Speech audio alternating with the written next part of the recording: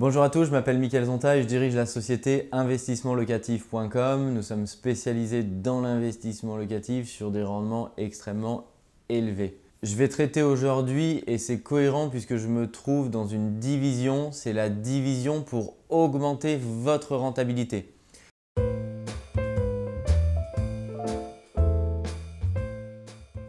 Si vous regardez des opérations immobilières à acheter, souvent vous devez regarder le rendement et vous devez dire c'est trop faible. Il existe bien des investisseurs qui font des rendements plus élevés. Comment font-ils? Il existe différents types de produits pour lesquels on opère effectivement grâce à ma société investissementlocatif.com et je me trouve aujourd'hui dans une opération de division puisque c'est un appartement qui fait environ 35 mètres carrés qui a été acheté par un de mes clients. L'appartement va arriver sur le marché locatif, on est en fin de travaux, on l'a meublé, on l'a décoré. On vous mettra quelques photos, j'espère qu'il répondra aussi à vos goûts. En tout cas, il répond aux goûts des locataires puisque c'est un appartement pour lequel quelques minutes avant, il y avait des visites et il y a déjà des baux qui vont se signer, donc un bail par appartement. On l'a divisé en un T2 de 20 mètres carrés. On se situe donc à Paris, 19e arrondissement. Donc on travaille sur des surfaces, étant donné le marché parisien, qui sont un petit peu plus petites que ce que vous pouvez peut-être connaître en province si vous me regardez ou dans des villes qui ont une tension du marché qui est un petit peu moindre. Et on a un studio qui fait 15 mètres carrés. Le but du jeu, c'est effectivement l'investisseur rentre sur cette opération, il achète un bien immobilier et par magie, il se retrouve avec 2 locataires et 2 revenus locatifs. Ça nous a permis d'augmenter d'environ 3% la rentabilité de cet appartement à comparaison de si on l'avait distribué en un seul appartement T2, donc avec une chambre séparée, ou T3. Pourquoi? Tout simplement parce que le marché, alors la nationale immobilier fonctionne comme ça.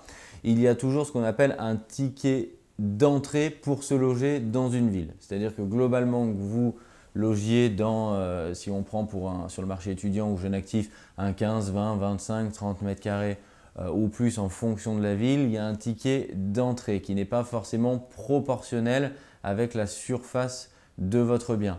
Puisqu'on sait très bien qu'un appartement familial d'une centaine de mètres carrés, si on divise et on retrouve le prix de location par mètre carré, sera bien sûr plus bas que si on prend un appartement de 15 ou de 20 mètres carrés. Le marché national fonctionne comme ça et donc on fonctionne avec cette règle du jeu qui est je divise, je fournis 2 appartements et je vais effectivement, on le comprend par les chiffres, augmenter radicalement mon rendement. Est-ce que, les premières questions qu'on me pose toujours et les conseils que je voudrais vous communiquer, est-ce que ça marche à tous les coups? Est-ce que c'est légal et comment est-ce que je peux faire pour savoir si j'ai le droit, si je n'ai pas le droit ou si je peux ou pas le faire? En termes de légalité, on a déjà 2 types de division. On a soit vous achetez, vous vous portez acquéreur d'un appartement qui comprend 2 lots de copropriété, vous le verrez sur votre compromis, mais qui par la vie ont été réunis. C'est globalement j'étais propriétaire d'un appartement que j'habitais en résidence principale, j'ai peut-être racheté l'appartement de mon voisin, abattu la cloison, c'est devenu un appartement familial. Quand nous, on accompagne nos clients, on arrive dans cette histoire, on va tout simplement remettre à l'origine de l'histoire. Donc on va resegmenter l'appartement en 2 et on va commercialiser 2 appartements sur le marché locatif. Principe celui-ci extrêmement simple puisque je remets la configuration initiale lors de l'origine de l'immeuble, mes appartements. Deuxième cas de figure, j'ai un seul lot de copropriété, c'est-à-dire une seule unité d'habitation. À ce moment-là, si je souhaite diviser, il faut que je traite la problématique en partie privative. C'est-à-dire je ne vais pas mettre une seconde porte d'entrée en partie commune sans autorisation puisque ce serait complètement illégal. Donc je vais créer tout simplement un sas d'entrée derrière la première porte d'entrée de cet appartement classique qui va desservir ensuite à 2 ou plus unités d'habitation. Il faut juste vérifier pour que vous soyez dans la légalité le règlement de copropriété de votre immeuble. Premièrement, s'il ne l'interdit pas, sinon ce sera marqué explicitement qu'il interdit la division. Et dans certains immeubles extrêmement bourgeois, cela peut être marqué également dans le règlement de copropriété.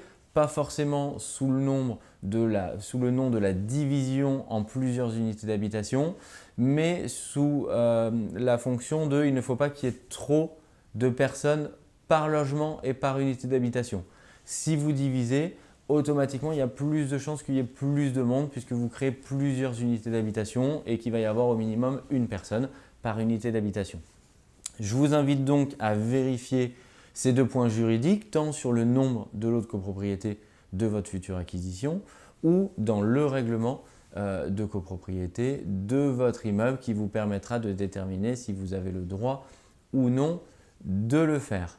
Cette technique, elle va vous permettre effectivement d'augmenter votre rentabilité. La conséquence, c'est donc de faire soit une opération blanche au minimum comme je le préconise souvent, c'est-à-dire le locataire va payer votre mensualité à la banque, ou quand l'opération effectivement grâce à cela devient extrêmement rentable, vous allez générer un cash flow important, c'est-à-dire que le locataire va vous donner plus que ce que vous devez rembourser à la banque. Ça va vous permettre aussi de multiplier le nombre d'appartements, de multiplier les sources de revenus, aussi tout simplement d'éclater votre risque puisque vous allez avoir un risque qui n'est plus sur un seul locataire, une seule personne, mais sur 2. Vous allez donc le diminuer. En cas de problème, vous aurez un problème que sur 50% de l'ensemble de votre parc immobilier et pas sur 100% si c'était vos premières opérations.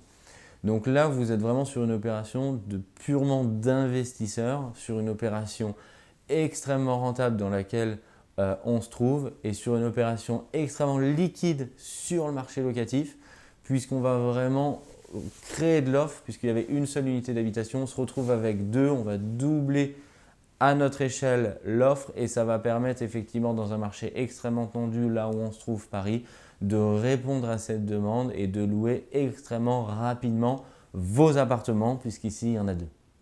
Je suis sûr que cela va vous aider pour débuter ou pour améliorer vos prochaines opérations de division et je vous dis à très bientôt pour peut-être démarrer votre opération de division.